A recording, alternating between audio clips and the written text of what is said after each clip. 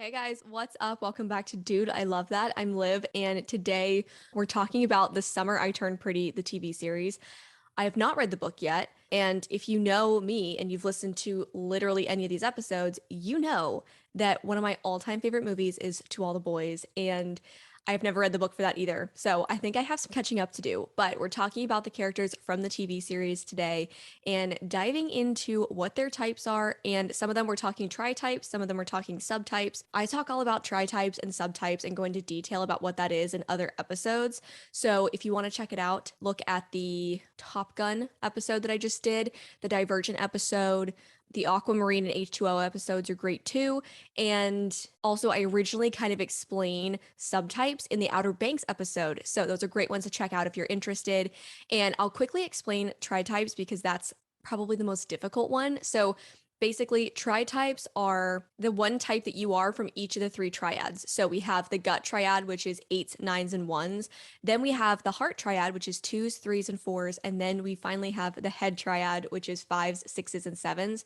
So what you're going to do is you're finding out what type do I most identify with out of each of the triads. So for mine, my core type is a type 6, and that's in the head triad.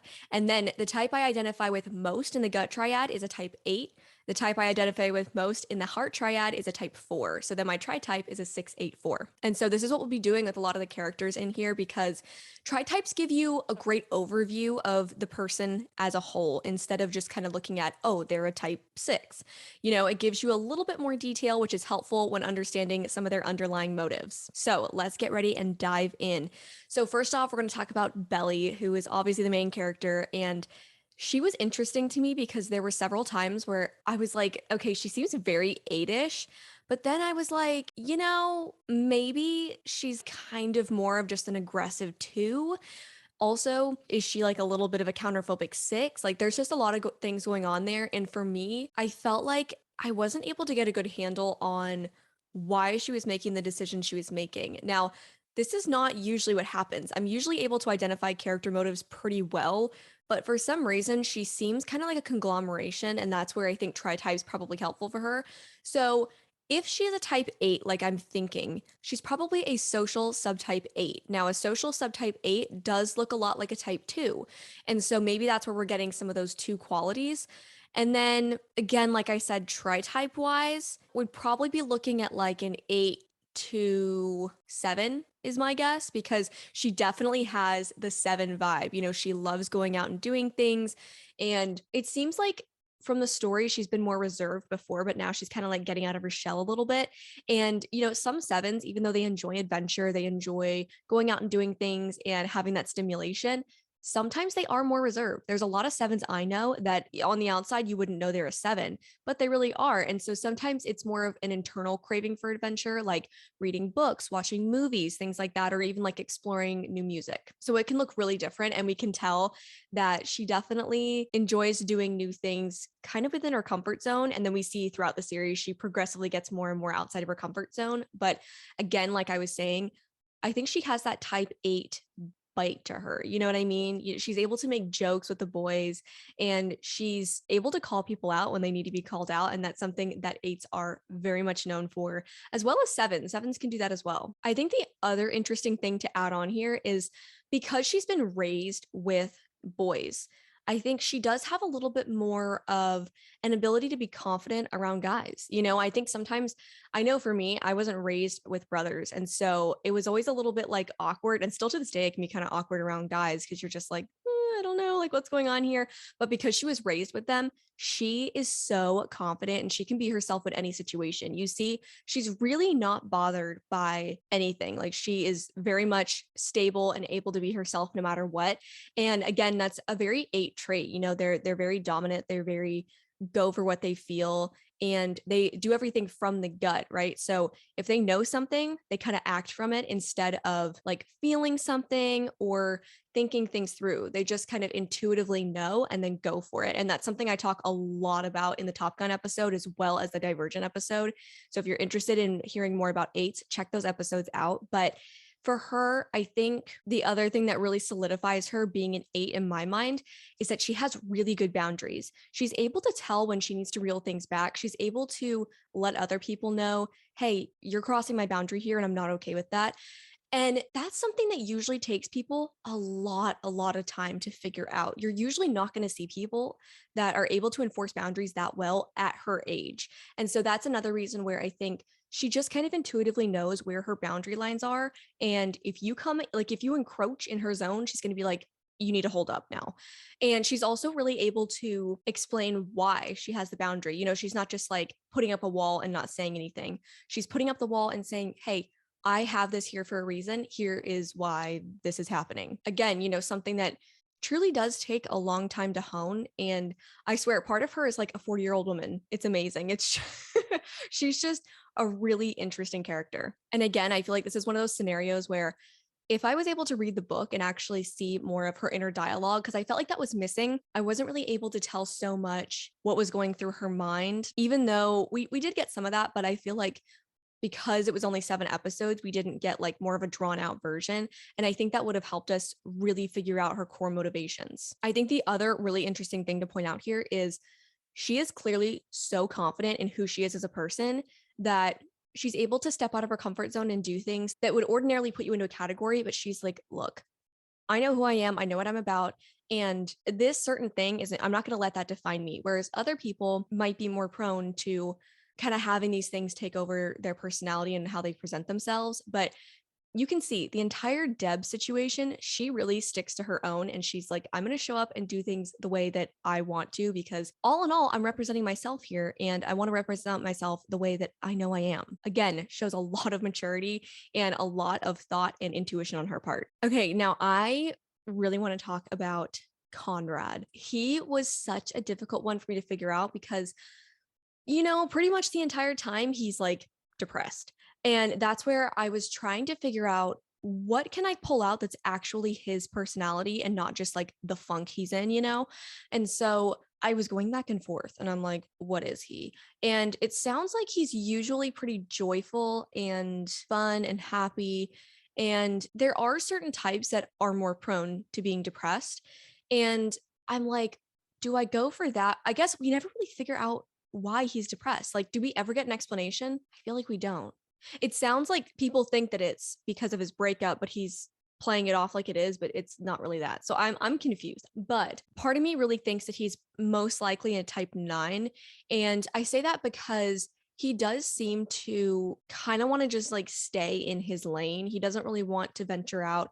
He's comfortable doing the things that he does. Like he's comfortable going to parties. He's comfortable using alcohol and drugs to obviously numb what's going on inside. And 9s, when they do get in lower health levels, so this will be like when they're depressed, when they're just really not doing well, not in a good mental space, they do tend to lean on substances for help. And that's where obviously that can get really tricky, really scary, and it's just not good for you or anyone else. And so I think we do see that with him. He kind of just loses interest. He seems to be passionless right now, and that's something that 9s can struggle with because they see all sides to situations, and it can be hard for them to make up their minds because they feel like they have so many options and they see so many points of view that it's difficult to kind of come to a conclusion. And so that's what you'll see, like they do have a little bit of a problem making up their minds, choosing a path and sticking on it. And so I do feel like that's a little bit of the case with him, especially because we see that he quit football and it's just because he felt like he was going to ride the bench the whole time, which may not have even been the situation. He may not have. He may have been surprised. And obviously, he's lacking motivation to apply himself, which again, 9s can struggle with in those lower health levels. But when 9s are healthy, and we see this kind of in some of the flashbacks, he's obviously joyful, he's friendly, he's fun, and he seems to be able to play well off other people. And so we'll talk about Jeremiah in a second and why I think he's even a little bit more joyful during certain times where he's hanging out with him. But 9s, when they are healthy, they're really good at playing off people. You know, if someone's having a good mood, they're going to have a good mood, and they're good at mirroring and this thing called merging. And so merging is where they sometimes take on some of the characteristics, personality traits, whatever you want to say, of the person they're with. And usually this is in order for them to keep the peace because 9s are peacemakers, right? And so by mirroring somebody, what you're doing is you're creating a camaraderie and you're limiting any kind of disruptions, because if they're doing it and you're doing it, what's going to be the problem, right? There's no contention. And so I think that's sort of what we see Conrad do in some of those flashbacks. And unfortunately, we didn't get too many of them. And that's why I'm using a lot of qualifiers like sort of and kind of, because you're not really able to get a good sense of him outside of this like really depressed state. And so nines, I'm totally not like ragging on you or anything. It's just that I think that's the best explanation for where he's at in the 7 episodes that we got. The other thing I want to hit on really fast for why he's likely a 9, there's a certain conversation, and I cannot remember what the deal is with the conversation, but one of the moms says, I think it was Laurel, she's like, remember the one time he broke his arm and didn't want to tell anybody because he didn't want to be a bother? Typical 9s, right? They want to keep the peace. They don't want to be disruptive. They don't want to cause anybody upset or pain or whatever. And so they're going to keep those things inside in order to keep the peace and, frankly, to not have a bunch of hysteria. Because obviously, if you break a bone, the parents are going to be like, wow, oh my gosh, like, let's get you help immediately.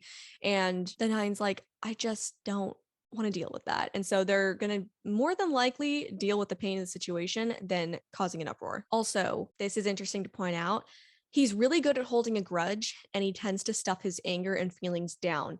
Now, for 9s, they actually are the angriest type on the Enneagram, but you would never, ever know, because they tend to, again, they want that inner peace. And so they're going to stuff those feelings down. They're going to make sure that they keep a very even keeled presence. And this ends up coming out later. Usually what happens is they bottle it up for so long and then they end up exploding. And obviously that's not healthy. You need to be talking about things. You need to be having open communication with people and explaining, what's bothering you and things like that. But obviously there's other situations that we have not yet seen, and that's why he's stuffing things down. And so again, this is where he's using substances in order to help him cope. But part of me wonders, is he having mood swings because he's holding these grudges and he actually has a lot of deep down anger? And so when things start to kind of like not go his way or the way that he envisioned, he starts to get upset, and that's why we see the mood swings? Or is there something else going on? Is it a reaction to the drugs and alcohol? What's going on? That's my question, which hopefully we'll see, if there's more episodes that come out. And then let's talk about Jeremiah. So this one was really funny because I actually had a conversation with a friend, and I'm not going to name names, but long story short, they said that every time they have conversations with a 3, a 7, sometimes a 2, it really depends, but mostly 3s and 7s, they are very unintentionally flirty, and they don't really mean, anything by it. It's more of just their personality. They say things and it comes off a little bit flirty, and sometimes it is intentional 100%, but a lot of times they just kind of say things and then they're like, oh, you know what, that did come off a little bit flirty. And so that's where I think Jeremiah falls somewhere in there. I definitely lean more towards 7. He seems like he's always chasing fun. He's chasing excitement. He wants experiences and he wants to live life to the fullest, which of course is the motivation of the 7. And so I think we're seeing more of that than we see the type 3. I think somebody else in the series is more likely a 3, but Jeremiah definitely has strong like 7-2-3 going on. And I would also say he's definitely got a lot of 9. And I don't know if that would necessarily be the first thing you'd think of with him, because he does seem to be very high energy. But I think deep down you can see, especially when the dad comes back, and I don't remember his name right now. Maybe it's like Paul or Peter or something. But when he comes back, you can see that Conrad obviously like hates him, doesn't want to speak to him. Jeremiah is like, oh my gosh, he's here. This is exciting. But Conrad wants nothing to do with him, and they're all 3 trying to hang out. And so then Jeremiah is left to really try and make peace, because he doesn't want those feelings. He doesn't want to feel upset. Now, remember, the type 7 does not want to feel feelings of being bummed out or upset, frustration, anger, things like that, especially sadness. That's a big one. When a situation arises that triggers those feelings, the 7's going to want to do something that will occupy them. So that might be encouraging everybody to play a sport. It might be eating food. It might be doing something like that, where it kind of gets their mind off things and gets the group focused on something fun, or even just gets their own self focused on something fun. So that way they don't have to deal with those feelings. And of course, that isn't the healthiest thing, because a lot of times if you're having those feelings, you need to acknowledge it and figure out, okay, what's causing this? What do I need to do to make it stop or adjust things, whatever. But in the moment, sometimes it's really just a coping mechanism in order to avoid having a total breakdown, because there are times where things come up and you're like, okay, pause. I can't deal with this right now. I'll deal with it later. But right now I just got to keep it on the up and up. And I think that's what he does. And I wish we did get a little bit more of like his backstory and some private time to just see him away from groups of people, because I do think that would give us a lot more insight into who he is as a person. But I really do lean more towards him being a 7. And interesting enough, sevens are not the most energetic on the Enneagram. And I talk about this all the time.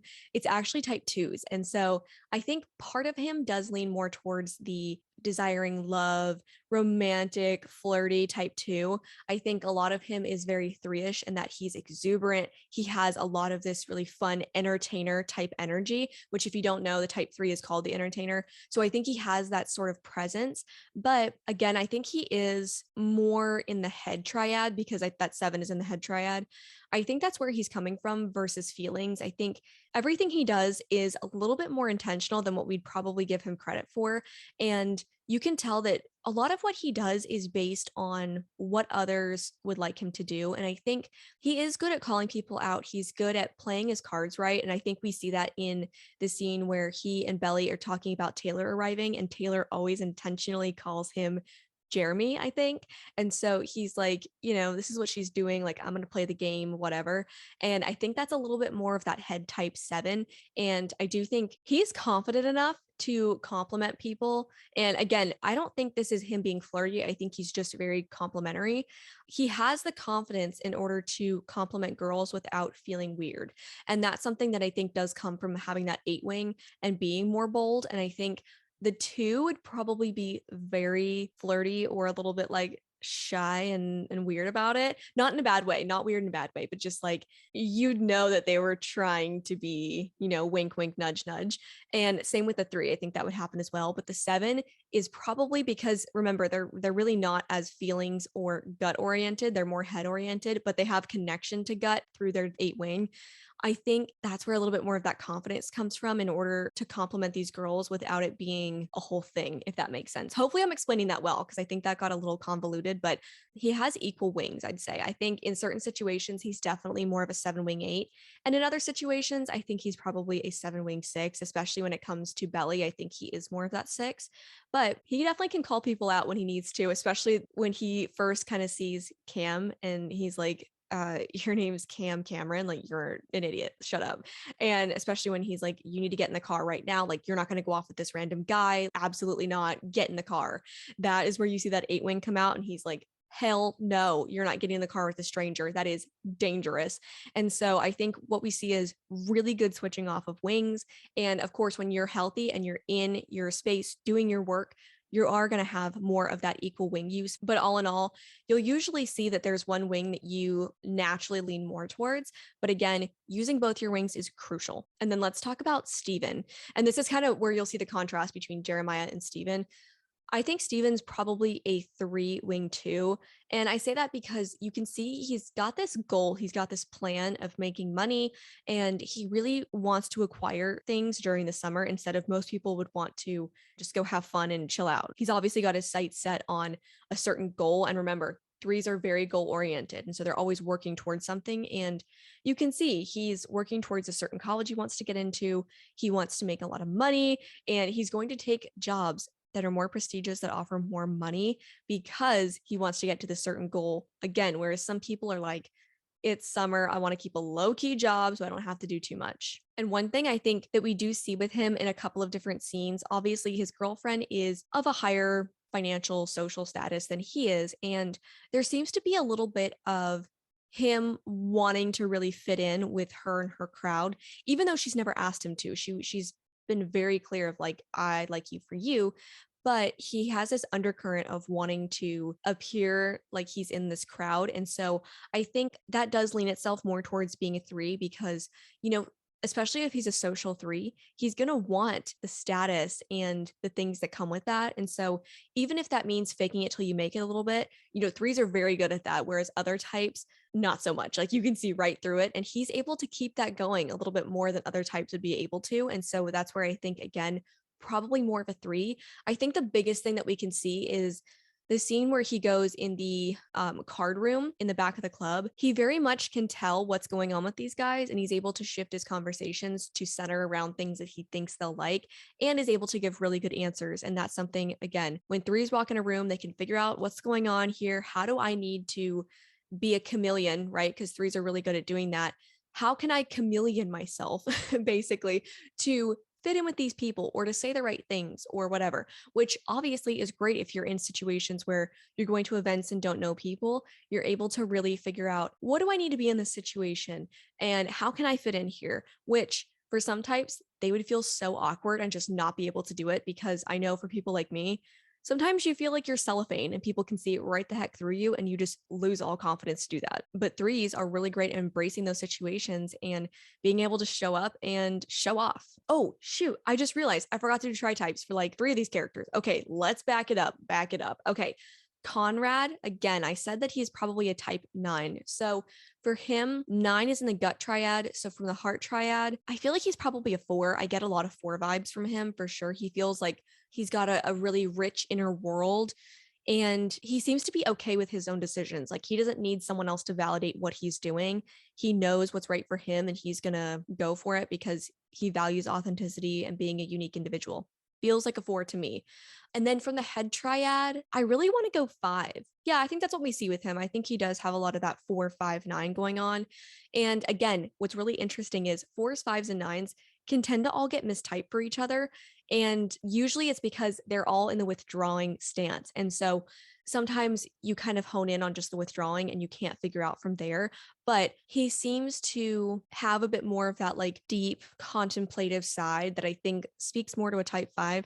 And then Jeremiah.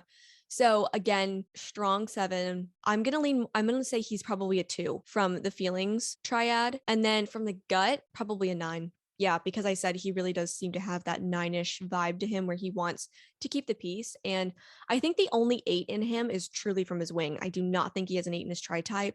I think he definitely has more of a 3 in his, or sorry, of a 9 in his tri type. So he would be a 7 to 9. And then Steven. This is a bit more of a difficult one for me because I feel like we didn't get too much of his story. But if he's a 3, I feel like he does have a little bit more anxiety than the others. I feel like he is a little bit more on the sense of, and maybe this is just because he's the oldest and so he has that big brother personality. I'm gonna say he's probably a 3, 6, and then I don't know, maybe an 8 from the gut triad. I feel like we don't see him being very aggressive.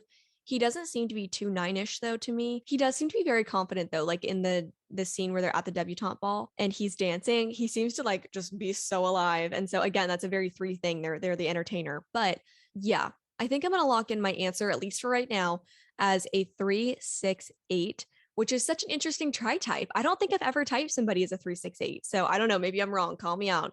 But a lot of good stuff going on in that tri type for sure. All right. That is it for this episode. Be sure and check back on Friday for a brand new one. We're getting ready to kick off a very fun TV series. That's going to be a 2-part episode. So keep an eye out for that one. You can follow along at Dude, I Love That Podcast on Instagram. That's where I hold polls. I have all kinds of fun behind the scenes photos for every episode I do and lots of fun content coming out there. Also, if you're into the Enneagram and want more info, check out my Instagram at Hey, It's Liv James. I do a lot of Enneagram content over there and just general fun branding and marketing stuff. So check it out. All right. I'll see you guys next time. Bye.